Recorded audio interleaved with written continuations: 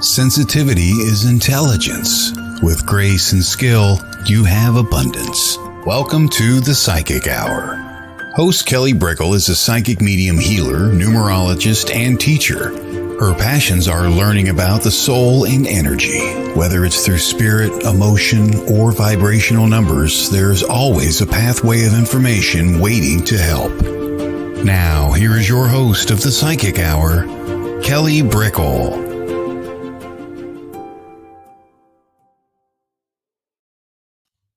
Hello, everybody. Welcome to the Psychic Hour. It is the first show of July. Can you believe we're already in July? Yowza, yowza, yowza. It's a good thing. It's a great thing. We're smack dab in the middle of summer. And I find that in the summer times, you're kind of dealing with two themes. You're dealing with wanting to take a break, just having fun, right? It's that summer vibration of, honestly, it is. It's about like pleasure, learning to, just have fun in life, letting go. And then there's also people who have that extra time in the summer and they're really looking to kind of do some work of how do I feel about my life? And it's like cultivating joy and pleasure from kind of spiritual perspective, right? So there's people doing that with like their physical bodies and their spiritual bodies of how they're like, well, let's do a check-in. How do I feel? And it's because it's funny because a lot of people think about the summer speeding up and really it's kind of about slowing down. You have to slow down before you can speed up. You have to have that balance. And it's true because sometimes you're scattered if you don't slow down. If you don't slow down, you might be running, but you don't know where you're running to. You're kind of just like, I kind of want to do that. Yeah, sure, that sounds fun. What are you up to? I'll tag along. And we really have to be aware of what our compass is.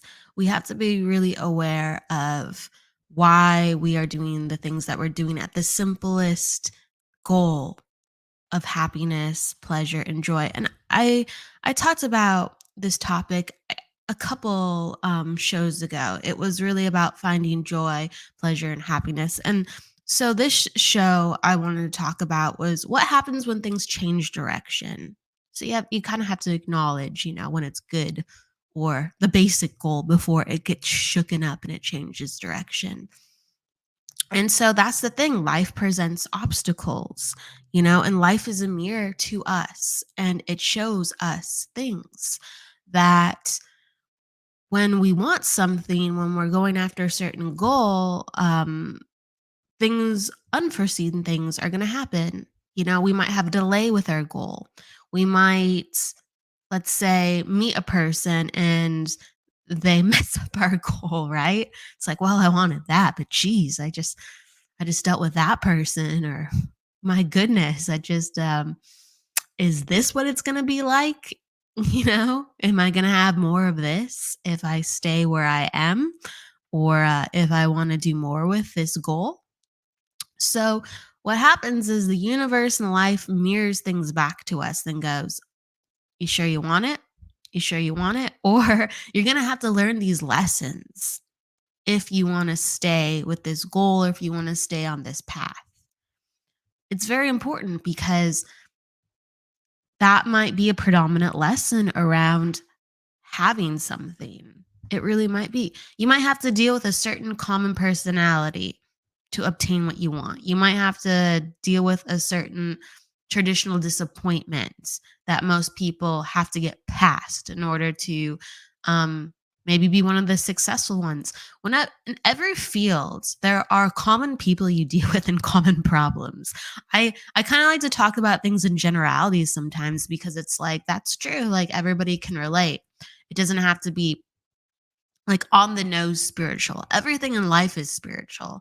I really believe that. I say that the physical presupposes the spirit, like spirit created physical. So everything that we do is spiritual. Even when we're doing really weird things, we came to this life to live, and we came to this life to understand and explore. So even some of the crazy stuff, it's all spiritual. It's just how locked in are you with your soul? How locked in are you with your spirit? Same question. How locked in are you with knowing what you are participating in and co-creating? Because that's what it is. It's like everything has meaning. It really does. And we have to sit with ourselves even through the obstacles and go, what just happened? Because yeah, it could be like a cluster, right? Or it could be you're dealing with other people's free will as well as your own, and it's not just you're not the only horse at the race, and you don't know if you're going to win. Sometimes other people's free will can really, complicate um our goals. It's not because we're selfish. It's not because one person's more domineering over the next. It's just there's more things involved. And so it's our job to really be conscious, to really be self directive, and to really look at the vista of what's going on here, because the stronger our vibration is, the more we are focused, the more that we know what our goal is, the more that we have our vision. um, Life will shake things up for us with environment, people. And what happens is usually energetically, the surrounding energy will default to the highest vibration in the room, in, an overall environment. And that's true. And so that's like really an energetic law. It really is. Um, And that's something I think I want to talk about one day. Yep, the energy does default to either the highest vibration in the room or the most chaotic vibration in the room. And the rule of the highest vibration does trump the most chaotic vibration. But my goodness, if someone was chaotic and had a high vibration, whew, now that's a show to talk about. That'd be rather wow, right? But usually people who are of higher vibration and are focused, they're just that. They're not unraveling. They're together, they're direct. And it took time to create that and cultivate that. And chaos usually is a little bit more spirally. It's not such a human vibration. And we are in a physical human realm. And so that's what I want to bring that to you. I think like changing directions, that itself can feel like chaos, right? That itself can feel like, where am I don't quite understand. um and not that chaos is bad, it's just that we really do have to make sense of things, and we have to keep redirecting the needle, even if it's just one obstacle. And the reason why is because life really does tell us what that next thing for us to work on. If we just kind of got, and I believe me, I'm guilty of it as the next person, but let's say if we had this goal and life is going good, and maybe it's like the next stage in our career or something like that, or an opportunity, and something kind of just goes wah wah wah, right? Could be could be your boss, could be a trusted friendship connected to your success, and you're just like, whoa, um I trusted this person, or wow, that must be a sign maybe I'm not meant to be where I'm meant to be. And no, it's just the mirroring back of the energy of what you need to learn to progress, or you holding strong through that storm or that tornado, you getting calm through that chaos so you can stay exactly where you are and then just pick up, right? You just pick yourself up and you just keep going. And in a way, spiritually, that's quite profound.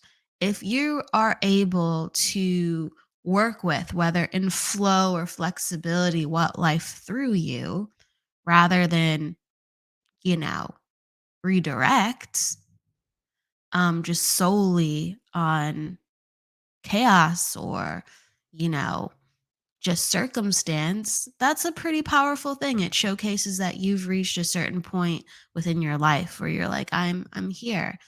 And really to be humble and listening with that life direction, because I want to say that too. Um, life does show us where we need to be and what we need to do, and we do have to listen.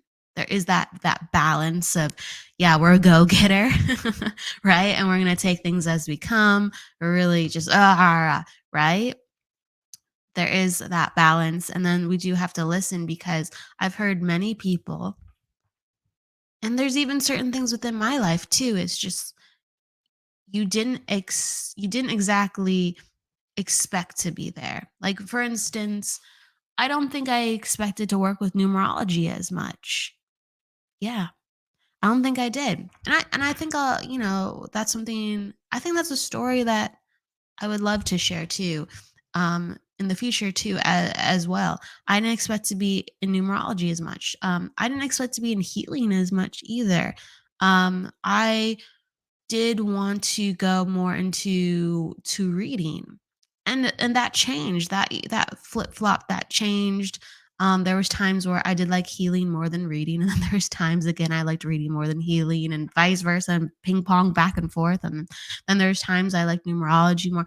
It's just there are constants, right? But I do a lot with numerology, and I don't think I ever planned that. That was always something to build off with my understandings of how energy worked. I didn't always expect to use it as within my career as much, but that's me listening to my life direction. That's me going like, there's flow here, I enjoy it, there's something. So that's the theme of the day. I took you a little bit on a course. It's all about changing direction.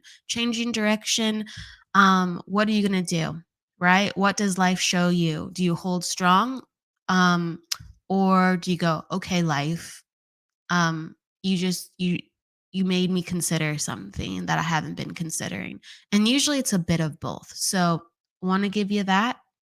And I want to actually talk about our guest. So Frances Pullin will be having in a moment. And she's a wonderful intuitive medium channel, and I can't wait to talk to her. So we're going to have her on right after the break, and away we'll go. I want to say hi to Tracy, and I want to say hi to Chris.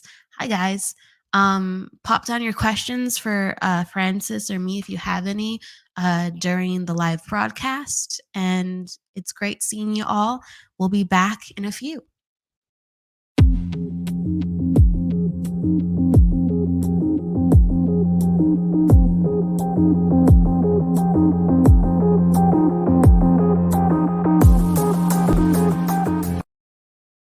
Hi, everybody. Welcome back. Um, I want to bring Frances in and give her a warm welcome and introduce her. Hello, Frances. Hey, Kelly, how are you? I'm doing great. I want to introduce you to everybody. Welcome. Frances Pullin is an intuitive medium channel and hypnotherapist. She is an author of 2 books, Loving the Me in Me and It Is I, Amadeus. Welcome, Frances Pullin. Thank you for being on the show today. Thank you for having me. I'm looking forward to chatting with you. Absolutely. Yes. I would like to start from the top with you. What really put you on your spiritual journey? What gave you curiosity? What kind of brought you to becoming a channel, a medium, and intuitive? Throughout my life, I knew I had gifts, but I didn't understand what they were. So I just laughed about them and shrugged them off. And in 2007, I had my oldest son, who was 33 at the time, died suddenly of a heart attack.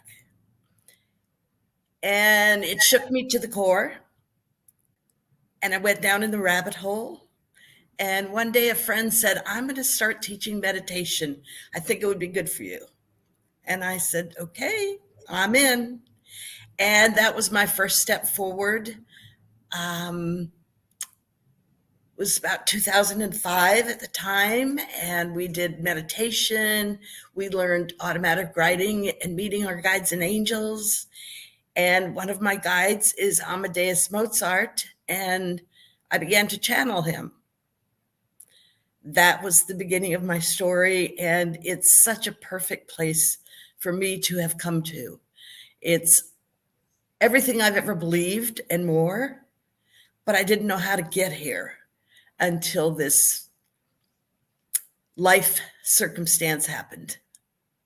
For sure. When you were developing your gifts and you were channeling this person who's actually a historical figure, because channeling happens with people who, let's say, maybe have lived with this lifetime or maybe who haven't lived through this lifetime. But with Amadeus Mozart, he is, and he's known by many people. What was that experience like for you, where you're like, I'm not sure what's happening, or I'm fascinated, or what were your thoughts and emotions?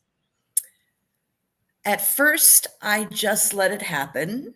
And then, as a few weeks went by and it happened over and over, he was always first in line to channel when we were invited to do so in class. And I realized that he's been with me all my life. And I always was the first one to raise my hand. And I always sat in the front seat. And I was always at the front trying to learn more and more. And I could see that we mirrored each other's personality. So he was always there, kind of nudging me along the way. And as the story progressed, we discovered, he told me, I discovered that in his lifetime as Mozart, I was his older sister, Nanro. So and there that was, blew me away. yeah, Just brought tears to my eyes and thought, how could that be? How could I be that person? Am I worthy of being that energy that grew up with him as he was developing his skills? Was really eye-opening, and I had to begin to realize that I'm good enough. And yeah, that's spirituality. yeah. So that would make sense too, how you were able to access him just so strongly and purely, because he's a family connection. Yes, Yeah, we knew each absolutely. other's energy. Absolutely. Do you find that you talk to him and he still gives advice just readily after, or do you find that he stepped back sometimes and new guides have come forward and now you have like a whole team? I definitely have a whole team. But this morning, when I did my meditation, I wrote down a question that's been bothering me a little bit. And he stepped right up, and it is I, Amadeus. Good morning, dear one. And he went right into the advice that he had for me that resonated perfectly. I Awesome. just needed to have it put in order a little bit because my mind was being scattered with the information, and he just lined it all up for me. So I understood it as clearly as possible. So And he's always there. yeah, absolutely. I always like to ask people what their experiences are with like their guides or the people, the spiritual energies they work with, because sometimes it changes for people and sometimes it's exactly the same. And so it's really interesting to hear someone's mediumship and channeling journey with how they work with those on the other side. I wanted to ask too, with a story that I read. Um, from you. You talked about how one of the first experiences that you had seeing somebody channel was at like a party or a gathering with your parents, um, Yes. and you were like, "Wow!" And I found that really fascinating because, um, you know, back in the day, I don't think it was as normal to have a channel or like a reader come to a party. So, can you talk about that experience and can you talk about um, just the time frame, and I'm just fascinated. Yeah. Yeah, I'd be happy to. I was at my parents' home for dinner, and they had just returned from living in the Sacramento area for about 5 or 6 years. I was married with children, so I did not go with them.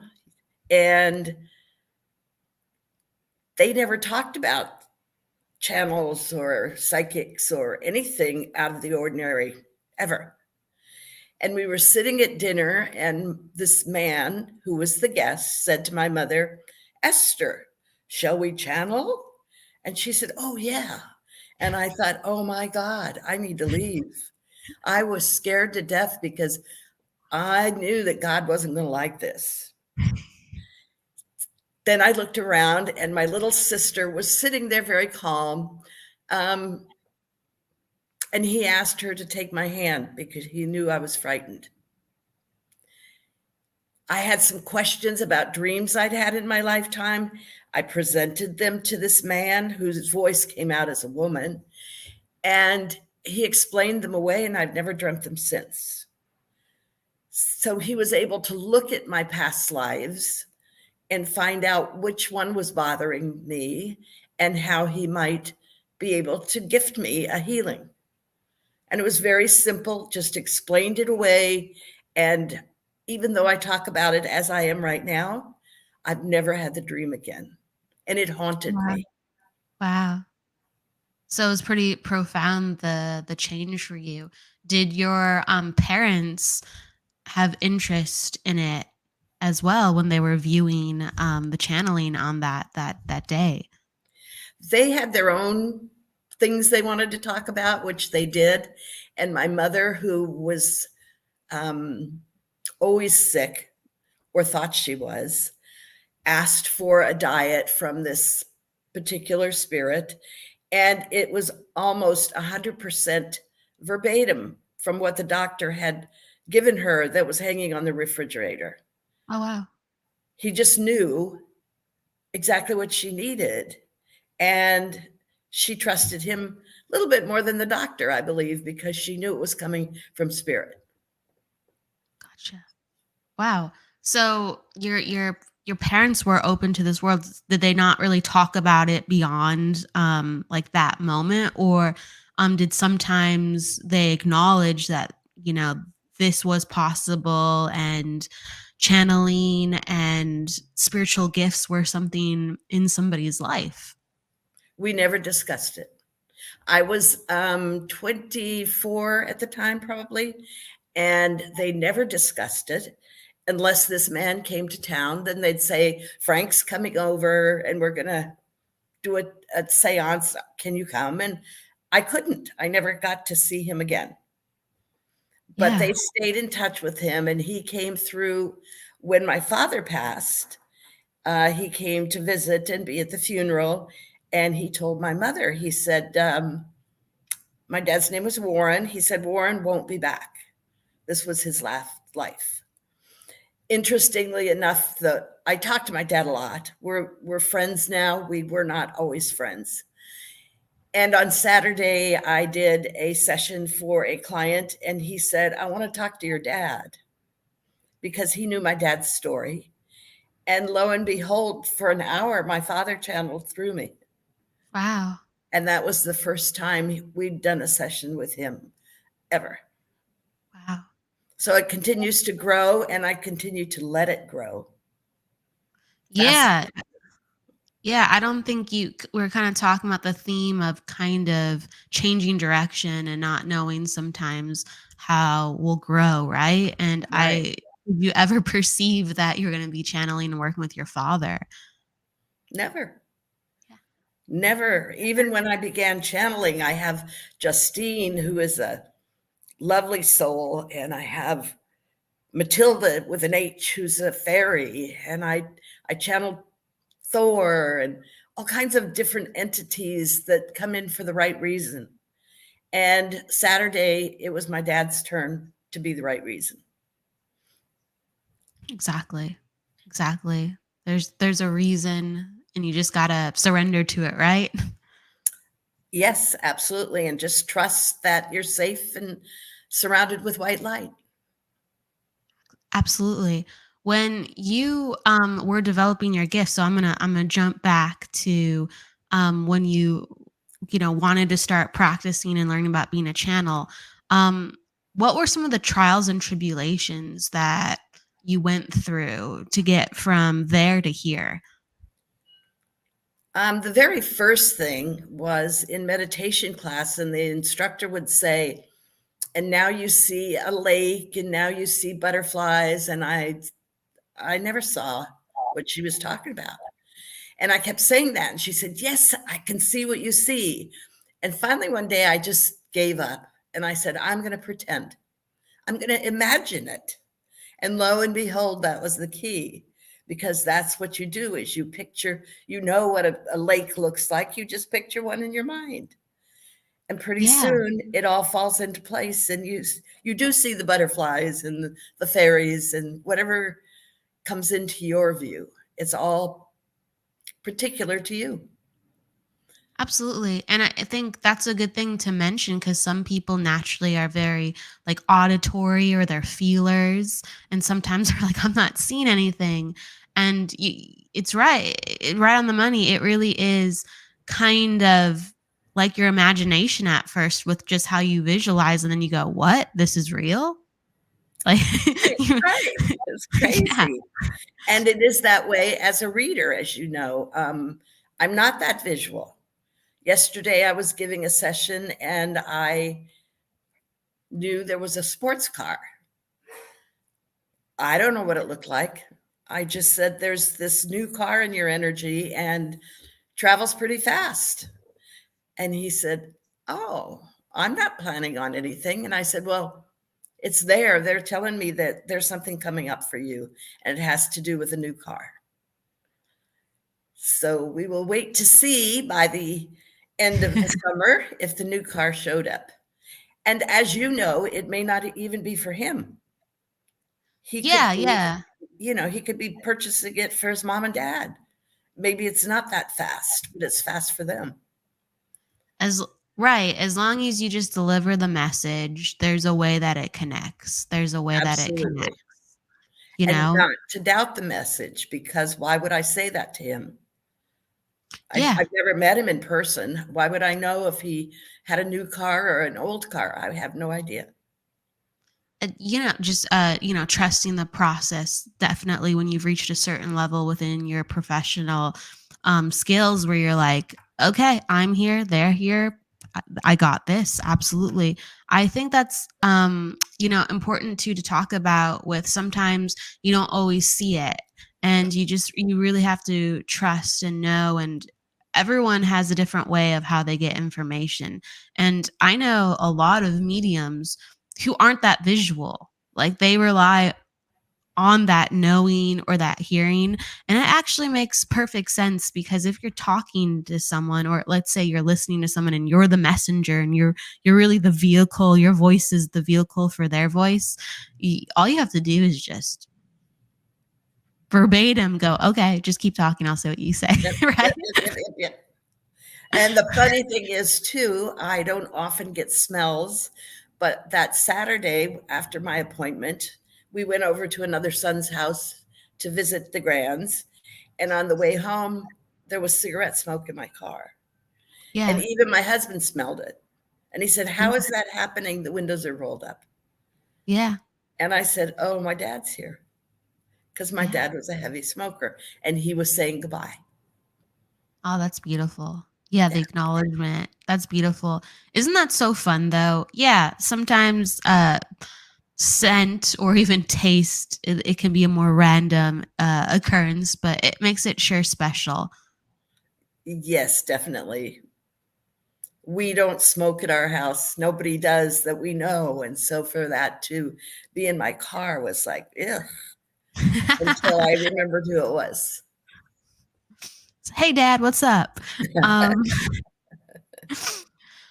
can you talk about too like sometimes you hold retreats or you teach actually in Arizona. That's actually a really important place for you. Yes, I do. I've been teaching in Arizona. I taught there for 3 years. And then, of course, we didn't go places. So we'll see if that starts up again. I teach meditation and automatic writing at the Sanctuary Wellness Center here in Tustin. And I do that on a weekly basis. It's just drop in, whoever wants to come and play. We play with spirit. We do serious work too, but we always make sure we have fun.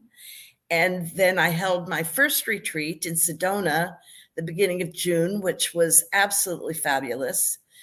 Not only was the area fabulous, but the people who chose to be there were such a beautiful mix of different personalities that meshed totally together. And they left as friends. And I really enjoyed that piece. So that is the beginning of my retreat schedule. There's going to be more to come. Yeah. Yeah. And that's exciting. And Sedona is such a beautiful place. And wow, like the most you can ever hope for, I think, is if people leave as friends because they've really transcended some type of, learning or, shared that deep of an experience. That's wonderful to They hear. had to live together for almost 4 days. Yeah. Yeah. Were they sharing rooms? Or did they all have their own room when they went away from the teachings of the day? They all had their own room. They had their own room. This was a 10-bedroom house, and it Wow. would have held more people, but Spirit just wanted 10 people there. Yeah, no, that's Okay. that's a feat within itself, looking after 10 people and sharing and right. It And, always and makes me getting think food of, in their bellies. yes, getting food in their bellies. And just I think about just a large house of siblings, like people yelling at each other, like, can you get out of the bathroom? I need the shower. I grew up in a large family with one shower in the house, so I know that well. And the house was chaos. And this retreat was not chaos at all. Absolutely, absolutely. Um, yeah, but 10 people it's still a little family, so it reminds me of that. But that's awesome that you're gonna do more retreats and that's coming up. And that you're doing more in Arizona because I know that's such a sacred place for you. Arizona is beautiful. It Yes. is. What a cool place too on top of it. Um, you also, so I'm going to jump around a little bit again. You're an author of 2 books, and that's an amazing feat within itself. That's beautiful that, you have put your story down twice and shared it out to people where they don't feel as alone or as confused, or they can learn to accept themselves. What inspired you to write the first book? My mother in spirit said there were 9 books. Wow. Okay. And one was a workbook, and I couldn't figure out what that meant. I wrote the first one. I wrote both of them with my guides and angels, of course, but the first one was taken directly from my personal journals. And I would talk a little bit, and then I'd take quotes out of my journals about how I grew to know these spirits and messages they brought to me. The second one was the story of growing up in chaos in a house filled with screaming, yelling, belts flying. You know the story. Everybody has a story. But what I did is I took the time to go back and revisit some of those scenes and to forgive my parents, my siblings, and myself, because I played a big part in all of this. I too was part of the chaos. Learning to forgive yourself and love yourself is incredibly powerful. And that is what I base my retreats on, is loving the me and me. And guess what? I wrote a workbook. There you go. That's number Never. 3, right? Yeah, it's the funniest thing. And every time I do a retreat or a class that's based on loving the me and me, I write some more in that workbook. So I'm not sure it will ever be finished, but Gotcha. it's a work in progress, and it's filled with lots of love from them and from my heart. Lots of Lots of goodies, ever changing. If I may ask too, when you wrote the first book, It Is I, Amadeus, how did you find that your channeling and mediumship had changed? I feel like, that's just this tremendous gift of love to the universe, and you fully stepped out there with a book. And so how did your life evolve after the first book? It became more true. I began to actually live in a more spiritual space. Things that I might have done before that or said something, I have learned to be kinder, gentler with my words, with my deeds, with my thoughts, even about myself. I can't call myself stupid or any of those negative monikers. And I wrote the word trust in my journal 1 million times, I'm sure. And as I wrote the book, every time they said trust, I would write it. So if they said it 10 times in a row, it went down 10 times in a row. And that is the biggest reinforcement for me, is that when that car came into my head yesterday or the day before, I knew it was to trust. Don't question, trust. Absolutely. Because sometimes, yeah, we receive things where we kind of scratch our head, right? Right. And if we don't trust, then we really will mess up that message. Right. I mean, what if you see a banana, or you know there's a banana and you think, oh, I can't tell them there's a banana, but you do. And they say, I'm supposed to have one every day for my potassium. Oh, okay. So it does mean something to them, even if we think it doesn't. Absolutely. Absolutely. And it's just, there's so many different, signs and symbols are so funny. I feel like that's okay. I'll ask you. I feel like it's a conversation in itself. What are some of your most common symbols that you see? Some people get common symbols, other people don't. So if you do have kind of ones that come up more than others, what are some of those? I see aprons on grandmas. Okay, cool. I don't wear an apron. I don't know if my mother did, but whenever it's a grandmother energy, they always have an apron on. Then I know for sure that it's not an auntie or a mommy, it's the grandma. That's Also, cool. I get a lot of bicycles, and it seems everyone has a story about when they learned to ride their bicycle. And I'll bring up a bicycle story, and they'll go, how would you know that? Because even though it's a different bicycle, it's still a different story. Yeah. But they come up Yeah. a lot. Yeah, those are great reference points. I like the fact that you have one for the apron for the grandma, so you're locked into, okay, I know who I have here, and yeah, the bice that's really cool. I think people kind of are familiar with certain types of energy when they read. So, did you have a profound bicycle story? Um, I was the only kid in the house who never had a new bicycle. Wow. Okay. Ah. And there were 7 of us. That always stood out in my mind. It may be why it comes up, because I'm so excited when I find that one of my clients had a bicycle, a new bicycle, and they were learning to ride it with their mom or their dad or whomever.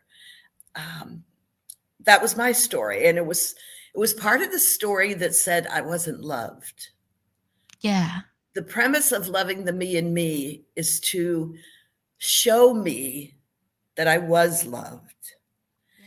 And where I fit into the family, I had my sister's bicycles. I didn't really need one. In the middle of writing this story, the book, Loving the Me and Me, right in the center of the book somewhere, it says, I realized they loved me all the time. It was just not what I thought love should be. Absolutely. We all have our own, you have a spouse. You say, when you come in the house at night from work, could you just give me a peck on the cheek? Show me you love me, you miss me. you get to say that. But with your parents, you don't think to say, this is how you're supposed to love me. Do it my way. Yeah. They'd probably go sit down. And knowing that they had loved me all the time. And I am a hypnotherapist too. And I went to my teacher and I had a session, and we were working on loving me. And she had me go to the room where my father and mother were meeting me. And my mother handed me to my father, and they pulled back the blanket and they were so in joy. And then she said, Frances, take the little baby and hold her and love her the way you want her loved. And it just trickled down my eye, on my face. I just, silent tears just fell. And it felt so perfect. And that was kind of eye awakening for me to know that from the moment I was born, I was loved. I just didn't understand what it meant. Yeah. I can understand from the point of view that we surround ourselves, just like you said, when you take on a spouse, you say to them, and that's how you maintain the relationship. This is the way I'd like to be loved, or this is the way I need to be loved. And you can't do that with family because they were already there. You know what I mean? With their own set of rules and thoughts. And there's no really conditions sometimes for some relationships within the family. And it's really a lot to navigate. And even when you tell them, they'll be like, tough luck. This is just who I am. That's Right. right. They will. And you gotta then navigate that again.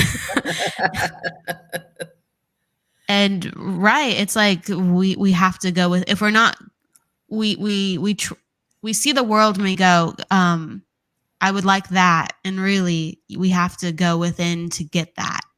Because no one's going to give it to us. And that's perplexing if we are surrounded by those who are supposed to love us so deeply. You know what I mean?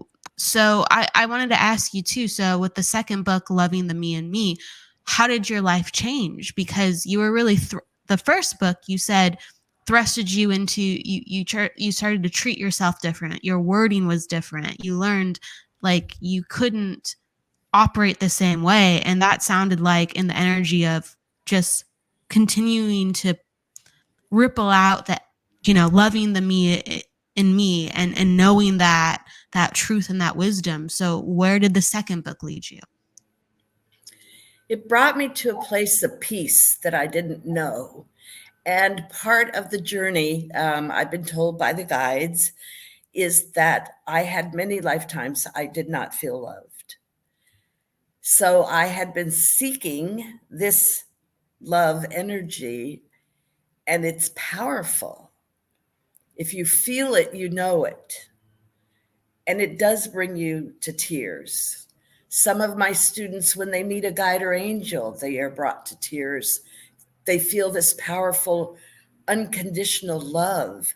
There's no structure, there's no rules. And part of what growing up in a family and feeling unloved is because you're always doing something wrong. You don't know the rules until they tell you you're wrong and they reprimand you, and then you learn the rules, and that's tough.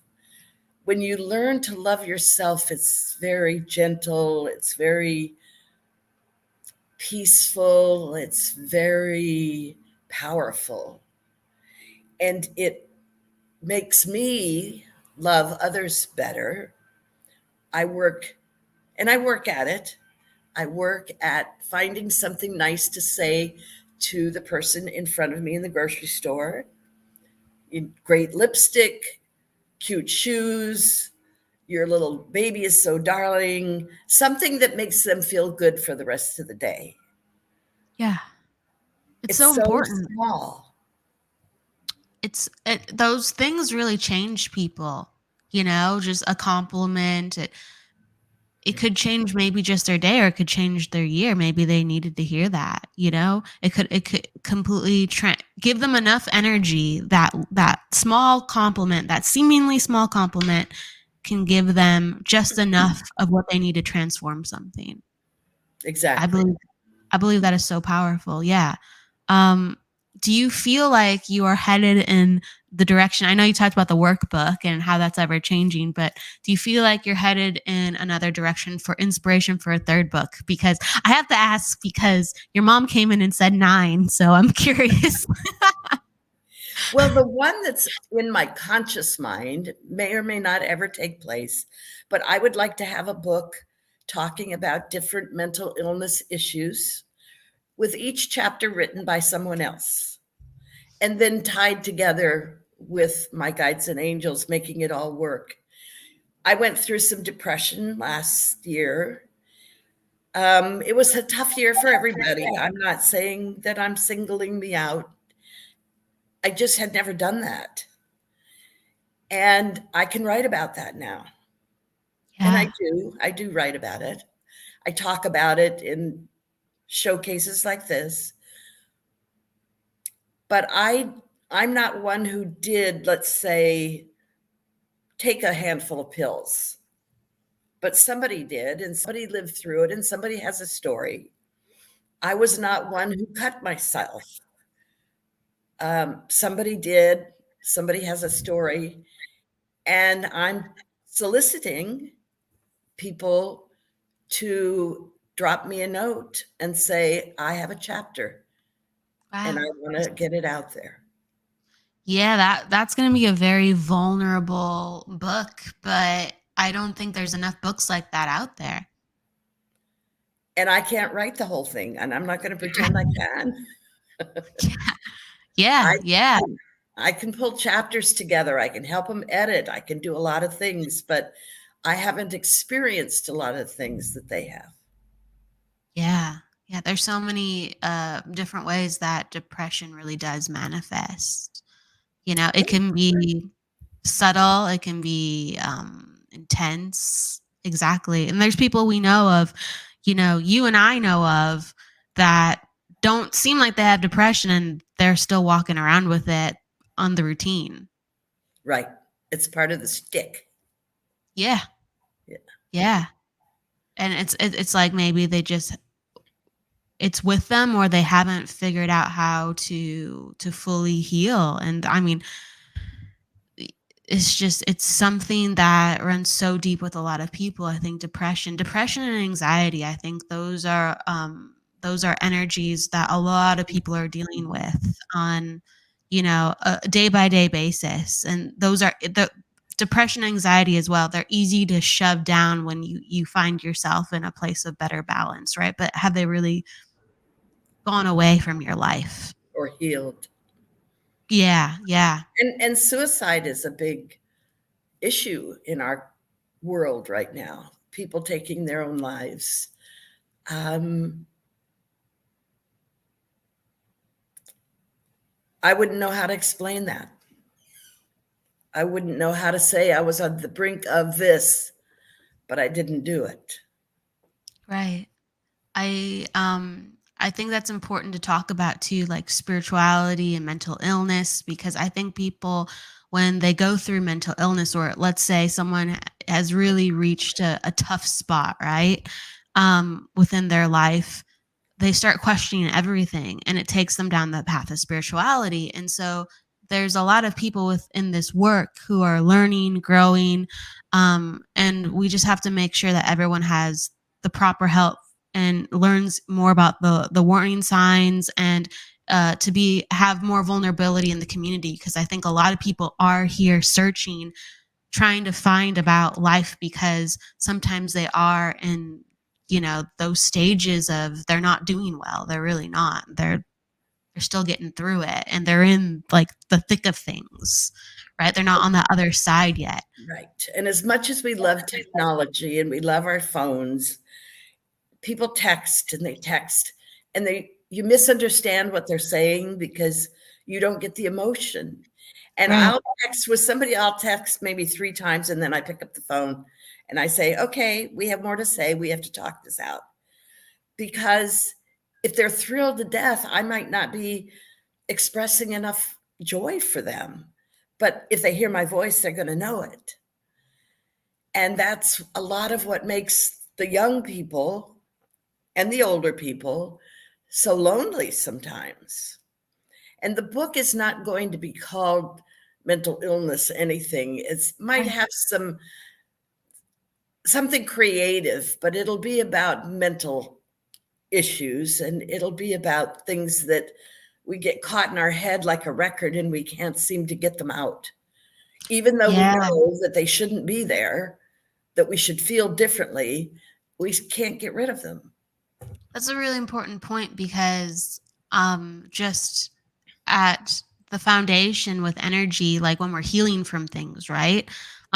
It's stuck energy. And when things are so stuck, whether it's from the past or trauma, that energy sticks and gets stuck even further, and it can develop things that really alter our life. And that's when we talk about mental illness. So yeah, it sounds like this is a really needed topic. It's very needed. And to circle back to depression, I find when things have ever come up in my life, some of those feelings, sometimes they're warning signs, to look at the things that are before us that our soul's not, our soul's not happy with. Our soul wants to change. It's a hey, you don't feel good. Let's look at that. And sometimes we've brought them from a past life. Yes. Yeah, it's not as obvious. It's not as simple as hey, let's look at that. That simple principle can be applied to a lot of it. Don't get me wrong, but correct. It's really not. The situation is not that simple. Absolutely. Right. And when they said to me that I had felt this way in many lifetimes, they also made sure I understood that I was to come into this lifetime to heal that.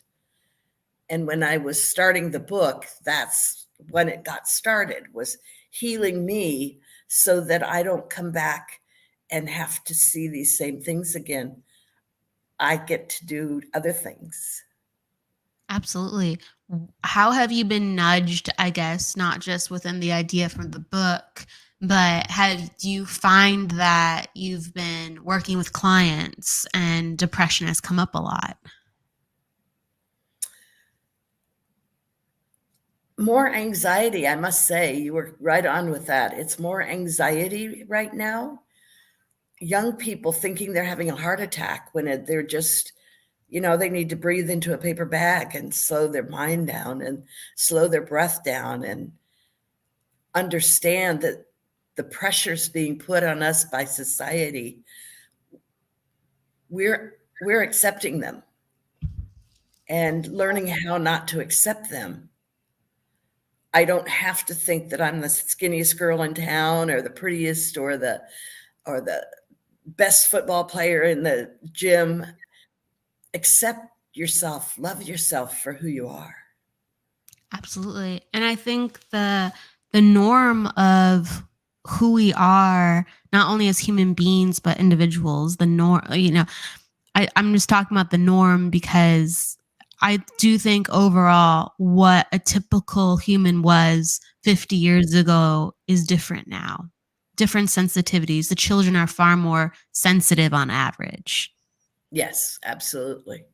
So, for instance, what worked for granddad or worked for mom and dad, with okay, you do this, you have a good life. It is not the same now for kids. You do this and you have a good life. They really have to not only look at taking care of their physical health, but they have to look at their mental health and their emotional health. And even going forward, as we become more and more sensitive, I think spiritual health is just going to be a norm. Absolutely, because many are being born remembering past lives. I have a person in my life, I won't disclose him, but he was applying to his little kindergarten, and the instructor said, "Do you have brothers or sisters?" And he said, "Well, I had a sister, but she died in the fire." And she said, "Oh, what fire?" And he said, "The one I died in. We Oh, died wow. together." So he was living, he was 5 years old, 4 years old. He was still living in that past life. He still saw it. He still knew it. And, Wow. and Wow. they're remembering more than we know. And it reminds me of the old stories that there's not a ghost under your bed. Well, yeah, there probably was, or at Right. Yeah. least in the closet. Right. It may have worked a tad bit differently than a spooky story, but yeah, yeah, very possible. Very, very possible. You're right. But interesting enough, I got my little shiver bumps that I get whenever they love what I say. So Spirit really liked that we brought some lightness into this, and we could laugh and smile about it and acknowledge what might Yeah. be hiding in that bedroom that we can't see. Yeah, like, the tale time, there's like a boogeyman or, Yeah, there's something in my room. It's because you're sensing spirit. You're sensing, actually a lot of loving beings and family members there for you. They're in your house usually because they're there for you and your family to help. And it's actually kind of a beautiful thing. right. um I want to talk about too, so just for a second, because it kind of reminded me of something, but I do think that, and maybe just like, a passing comment that we can share, I want your view take on it. But with everyone's kind of composition and their field being more sensitive from previous generations, right? I do find that, let's say, if grandma or grandpa noticed that they kind of had to change something, or let's say something was affecting their health, it was almost like they could get away with it for like 10, 20 years and it wouldn't affect them in a way. They could, it was almost like their field and their body had a different composition where, it'd be floating around in them, but it wouldn't be destroying them. And the younger generations, if there is a problem, it's so loud and strong within them. That's why you're seeing, I believe, these intense cases where they just can't deal, they just can't get past it. The way that their field works is very, very differently. Yes, and the parents and the grandparents love them, are doing the best they can, but they don't even begin to understand what the child is going through as hard as they try. Um, that sensitivity is just huge. Yeah. The Yeah. energy And around each of us in our field, in our aura, whatever we carry with us, it's just not quiet. it's not an imagination, it's not quiet. Our experiences are very much real. Our thoughts, my thought is influenced because we're in a conversation. My thought is sharing space with your thoughts. Like, I'm inspired to ask things from you because of your energy and vice versa. We're sharing space just through our thoughts. It's not just a physical thing, and that goes into any energy, right, that we are sharing and all the energy around us. Like, we share energy at supermarkets with other people. That's why, we walk into an environment and we feel like this is weird or this is great, or you know what I mean? Like, energy is so important. And oh my god, there was a thought in my head and I think it flew out. Oh yes, this is, I like to talk about this sometimes because it's important to acknowledge the previous generations. And it's just like they didn't have the same tools to navigate it. So if you're asking sometimes advice from someone who isn't energy sensitive or they haven't had similar experiences as you, they can't validate you sometimes. Like, just to reference, I knew someone who growing up, they dealt with a lot of abuse, unfortunately, a lot of abuse from family, and they had a very hard life. And, it definitely made learning about their own identity very difficult, right? And then they went on to have children, and they created a life that was very positive and very uplifting, and they had a good home environment, right? And the children had good role models. So the children never had to face the same abuse. But the children, the child, one in particular, was dealing with a lot of emotional pain, and the parent just didn't understood. They're like, what possibly could they be going through? Like, I went through the ringer growing up, like, Right. and they think they have it bad. And that's a conversation. Like, no, no, no, no. Like, there's still generational trauma, and they're still working through what it means to suffer, and it's just through a different lens. It's not any different. And it's just because one's physical versus some, emotional. I think years ago, it'd be very conventional to think like, if physically something happened, we can talk about it. If it's in your head, grow up. Like, you know what I mean? Right. And now, no, people are like, no, no, no. It's right. So just, I don't know. I'm off. I'm just ping ponging around with the importance of it. The person who had grown up with the abuse, even though they seem healed, doesn't mean they're not bringing it with them. And maybe a certain phrase they use toward their child is left over. They don't know it. They're just doing the best they can.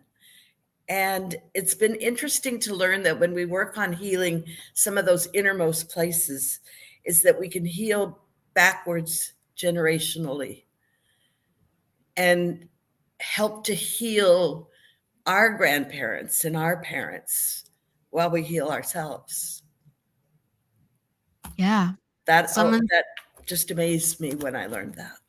It's really true. It's mind blowing. I feel like that's a great topic too. Like healing, you can heal in both directions. It's really kind of profound. It really is.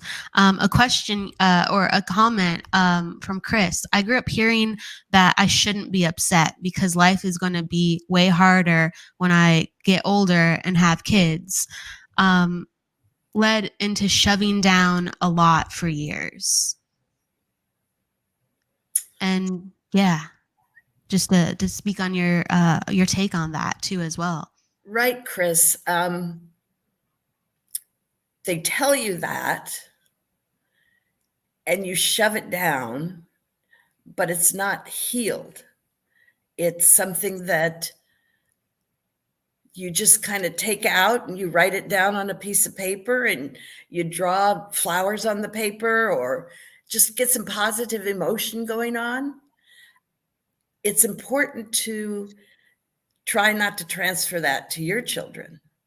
And that's where it gets difficult. For sure. Because you got to break cycles and then you have to be the one to be in charge of holding that standard. No one's going to teach you that. Right. And it's not going to take 10 years in therapy. It could take just a few sessions with the right person to move you past it and get you on your way. But when you're taught to shove things down, they don't get healed. So you don't learn how to cope with it with your going forward.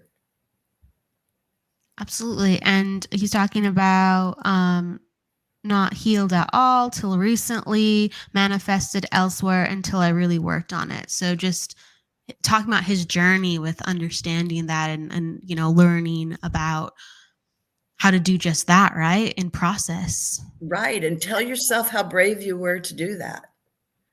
That takes a lot of guts to say, okay, this is something. This is making me not feel good, not perfect, not my parents' favorite child type thing. You move forward and you grow and you forgive them because they were probably taught the same thing they were teaching you.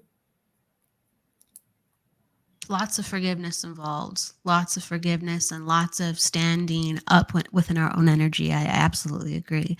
I want to jump over to Jessie Cat, and she asks you, what if you keep having dreams of a friend? Is it because they need help in awaken? Oh,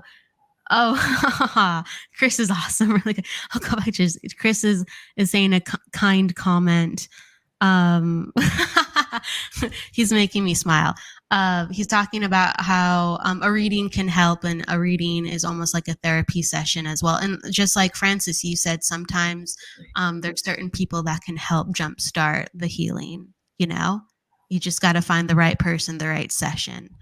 So thank you, Chris. Awesome. Jessica is asking about dreams, and yeah, she's keeping having a dream of a friend. And is it because they need help in real life, in waken life? She's asking.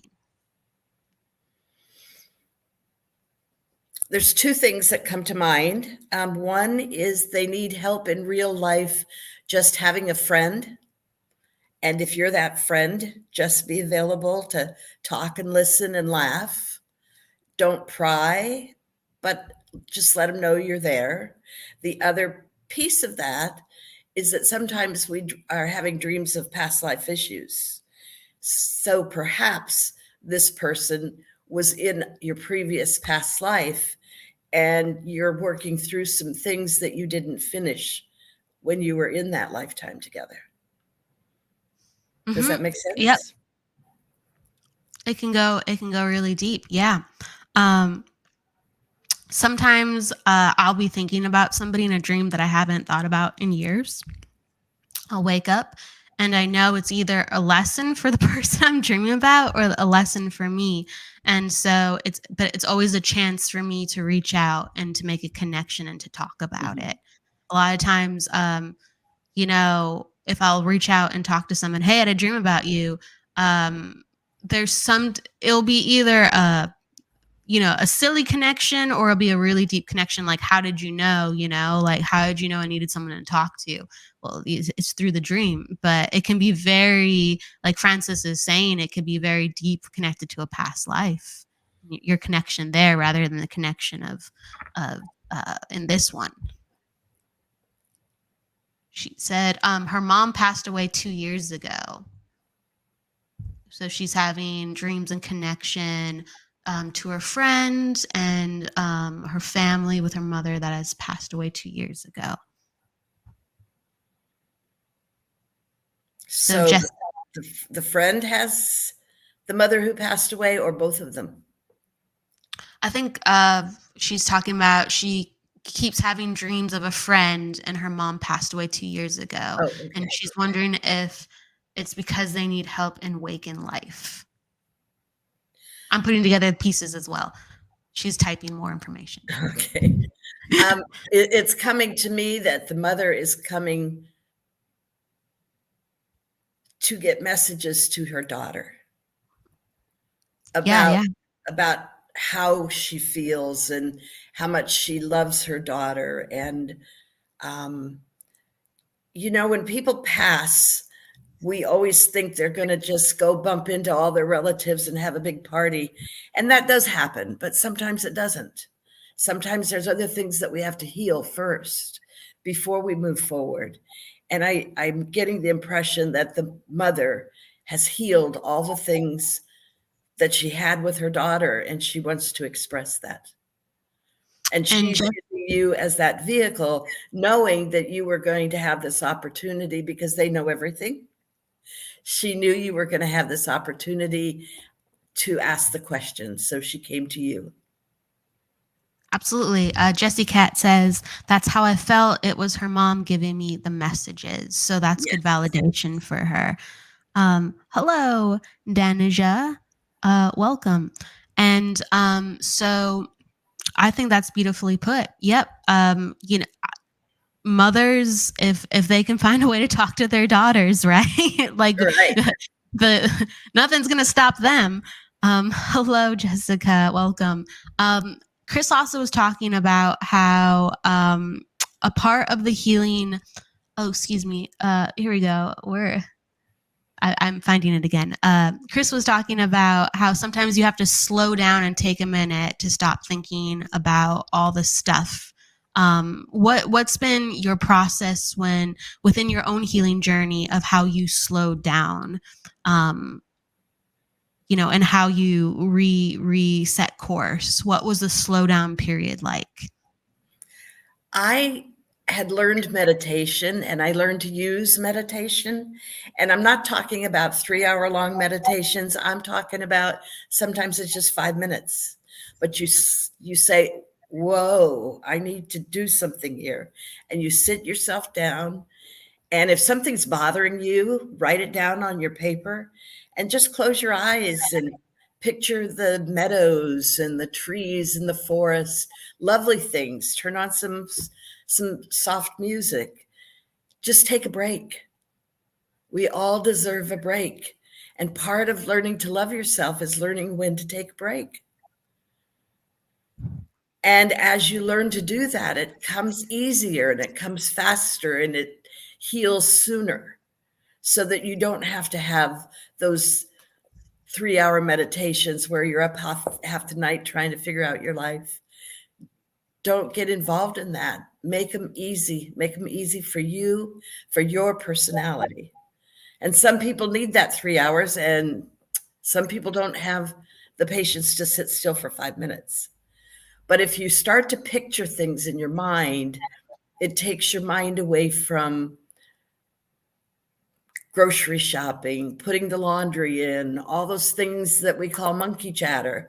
It just, you're thinking of the stream and how it's floating down through the mountain and relaxing things. Maybe it's a swing on an oak tree branch and you're swinging back and forth. It's as simple as that. Just slow yourself down. And then you can write with your guides or angels when you're finished, if you wish, and get your answers without all the stress. Oh, I love that. Yeah, we really do have the power to change the channel. Sometimes people use meditation just to like blank their mind, which is great. Sometimes they use it to create many different types, but I like the whole guidance of changing the channel. You can put yourself wherever, right? And Absolutely. sometimes it's not about doing all that hard work. Sometimes it's just about knowing that you have the power to actually change how you're thinking and feeling, and that's pretty big. And taking care of you. Yeah, Nobody will take care of you like you can take care of yourself. exactly. That's profound. Truly, with that we need to give ourselves maintenance. So, Francis, I want to know how people can come find you if they want to have a session with you. Do one of your retreats, or if you have anything online going on. I don't think there's anything online. I'm meeting in person right now at the sanctuary teaching classes. But just to let you know, the best way to get a hold of me is to reach me at Francis Pullin, and that's Francis with an E and Pullin with an I at gmail.com. It's so simple. Let me know how you heard of me, and we'll put something together. I do have a website, francispullen.com. And I have a Facebook page and Instagram and LinkedIn and all kinds of silly things. And I am also the president of the Tustin Holistic Chamber of Commerce. So if you're plodding through Facebook and you look that up, you'll find me there. And we're a great group that meets once a month in Tustin itself for an hour and a half meeting. Our guest speaker this month is Lupe Silva, and she talks about eating for your health. Beautiful. Yeah, the people who come to the radio show, they're from all around the world and the United States, and some of them are in the California area. So it's good to give people a diverse amount of opportunities where they can work with you more. So if you're inclined, please reach out to Francis. She's awesome. And Francis, I always ask the guests before we leave, is there one piece of advice or a thought or a feeling that you'd like to share with everybody before we'd go? Just off the cuff, If you learn to love yourself, teach it to others, because love of self is going to change our world and make it a better place. Absolutely. And teach it to the children. Teach it to the children. Keep it going, right? Mhm. Thank you so much, Francis. That was again, a lot of profound words. Absolutely. It's my pleasure, Francis. So with that said, I'm going to give you a smile, everybody. Go with luck, love, light, and don't forget to live. Take care. See you next week. Thank you so much, Francis. Bye-bye.